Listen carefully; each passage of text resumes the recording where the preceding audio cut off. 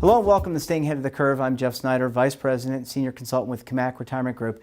On today's edition, we're going to do something a little different. We've got a power panel, and we're going to talk about fiduciary best practices. Each of these individuals are consultants with Cammack Retirement Group. Farhad Mirzada is a director with Cammack Retirement Group. He oversees several large defined contribution clients.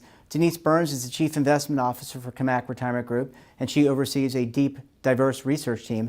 And Kevin Murray is a director from Cammack's Wellesley office, and he also oversees several large defined contribution clients. Guys, thanks for taking the time to join us on the show today. Oh, thank you. Thank you. So, you know, we always talk on the show about fiduciary best practices, and, you know, we're talking to clients, we're talking to investment managers, we're talking to record keepers, but I think it's important for the audience to hear from the people that are in the field. And I want to start with you, Kevin. You're out in the field, traveling the country, working with plan sponsors. Top of mind, what are you hearing from plan sponsors in terms of key trends?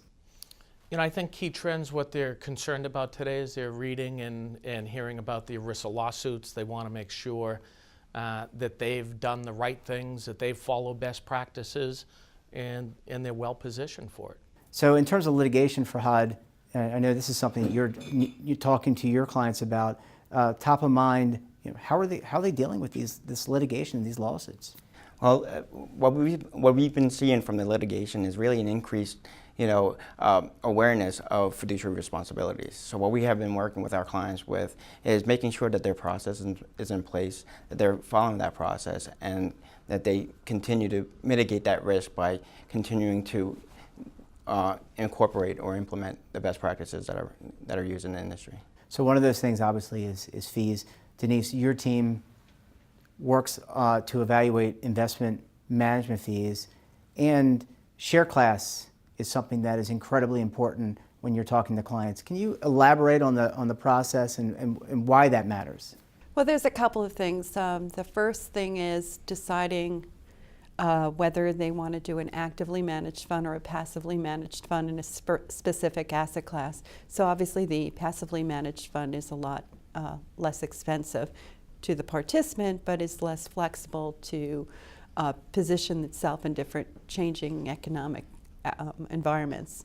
But also now they're looking to make sure that whatever fund they do choose, that they're choosing for the participant a fairly low expense ratio. Moving to more zero revenue share even in an actively managed fund. So Farhad, Denise talked about selecting share classes, but that needs to be done in the context of the record keeping fees and how you pay for record keeping. You went through several RFP processes recently. Discuss a little bit about what you're seeing, the trend in terms of allocating fees. Yeah, what we've been seeing in the industry is kind of trying to mirror the 401k model. We're seeing a lot of institutions really gravitating towards what's the best way to, assess fees to plan participants.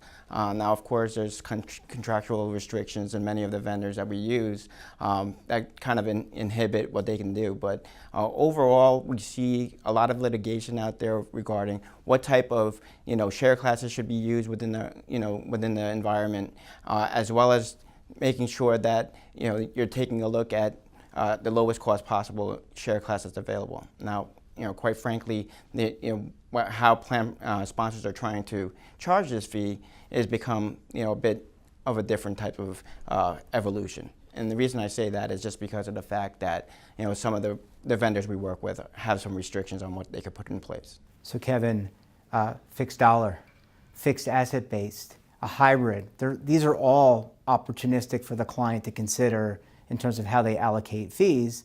And I'm sure you're out there talking about this. The other concept is fee equalization. So that's the other thing you're out there talking about. Correct. I mean, one of the things that we've certainly engaged them about is just understanding the differences between the two, which one really meets their needs. So it does go back to their goals, their needs, their objectives. The fee levelization, we've been doing a lot of it with our clients lately because it does take care of the whole share class issue. We can go into a lower share class if that's what we choose to do and pay for the record keeping fees separately. If it's a per head fee, One of the disadvantages we've seen with that is that it may not be so kind to the new entrants, and it may actually discourage people from going into the plan. But at the end of the day, it does come back to making sure we're record keeping or negotiating very competitive fees to begin with. So fees, plan design, obviously very important concepts in terms of the foundation of a retirement plan, but the investment menu, obviously very important because you got to have a strong investment menu. Denise, you work with the consulting teams, these two fine gentlemen. Talk a little bit about the menu construction, how that works, and also how you have to partner with the consulting teams in order to present that menu to many clients. So when we talk to the committees of our plan sponsors, the first decision usually is what they want the default to be. Maybe it's a target date, maybe it's a managed account. Once that's taken care of, we then look at what they want the participants to have as separate investments that they can use. So we try to look for a menu that gives enough passive options where the person concerned with expense can create a fully passive portfolio if their first consideration is low cost. And then we look to put in some actively managed funds. We make sure that they're not highly correlated in terms of performance. We want to give enough choice so that they can build their own portfolios, but not enough choice where it becomes very cumbersome and they may be using funds that are not really behaving in the way they thought or are highly correlated, and therefore they'll have a similar investment performance. And Kevin, these investment recommendations and decisions are not done in a vacuum. They're done in conjunction with analyzing what's happening in the plan. And every plan, I think we can all attest to, is a unique ecosystem, and each has its set of participants, and they're all doing different things, and they have a different makeup. And I'm sure that goes into the process. Yeah, so certainly as we're talking to the committees, we're analyzing some of the demographics under the plan as well. Trying to understand what people are doing with their assets when they leave employment. So there's quite of an analysis that goes into the participant usage, if you would, with the plan, as well as making sure at the end of the day those building blocks that Denise's group is putting in place are really going to meet the needs of that organization. So every client is going to be unique. Every investment menu is going to be a little bit unique, making sure that it's meeting their needs. And Farhad, you and I know you're very passionate about this, communication, education. So you've got the good foundation, but you've got to get people to execute and use the plan appropriately. And so when you make changes to a plan, you're consolidating record keepers, you're negotiating lower fees, you're streamlining the array, you've got to be able to communicate to everybody involved, stakeholders, participants, employees, right? I mean, that just goes hand in hand. I think that's an integral part of the consolidation process. Especially working with a lot of our clients, one of the biggest inhibitors of making change is the fact that they're worried about how their employees are going to be taken back from that change that's going to occur. So we've been working very closely with our clients to try to engage plan participants and get their insight on what do they think is the most important things within the retirement programs, and take that feedback and kind of help incorporate that in the overall decision process of whether including additional alternative asset classes within their lineup, or what type of investment options should be used. So it's fees, it's building the array, communications, and I think, Denise, one of the things you have focused on as a team, as an investment team, is tiering the investment structure. So, tier 1 is a suite of target date funds or a default QDIA.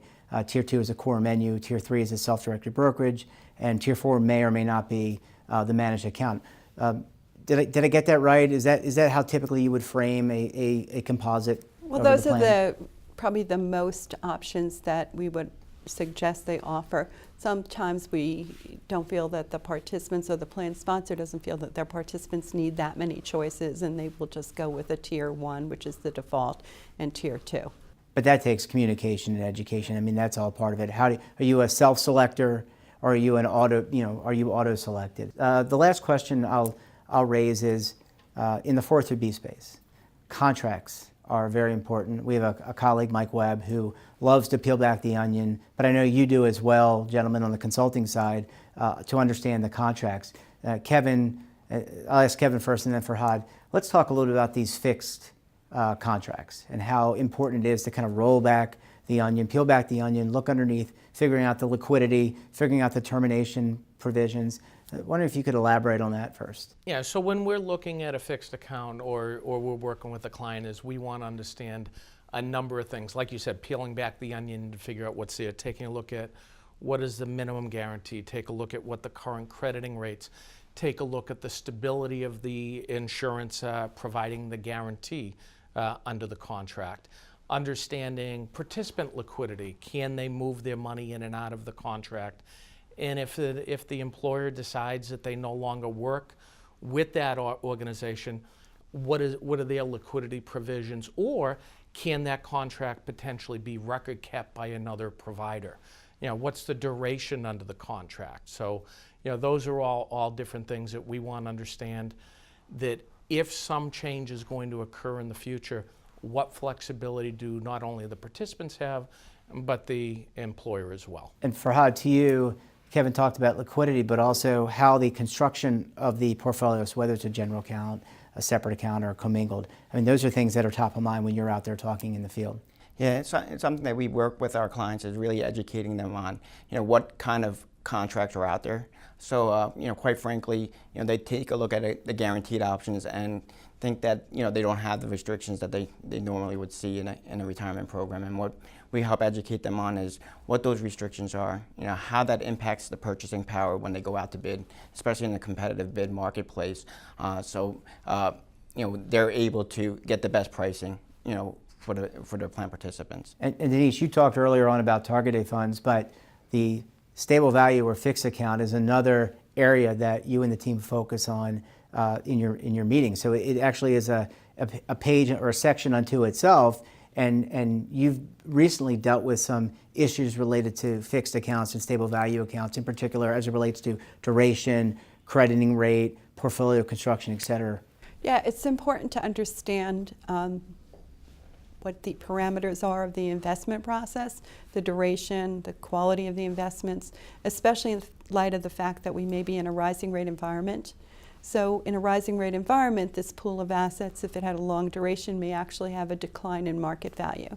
I'm not sure if all the participants understand that because they see it as a guaranteed account, and they probably won't understand that we're in a rising rate environment, but the crediting rate is going to stay at the minimum guarantee because of the depreciation in the assets of the pool that produces the crediting rate.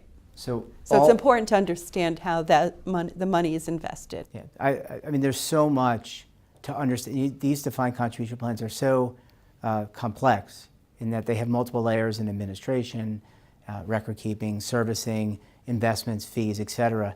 You know, it's no wonder that plan sponsors need your helps really to be out in the field. So folks, thanks so much for joining us on our power panel. Hopefully we get a chance to do this again. And now get back out in the field and let's help those plan sponsors out. Okay, guys? Thank you for having us. Thanks, Jeff. Thank you. Thank you.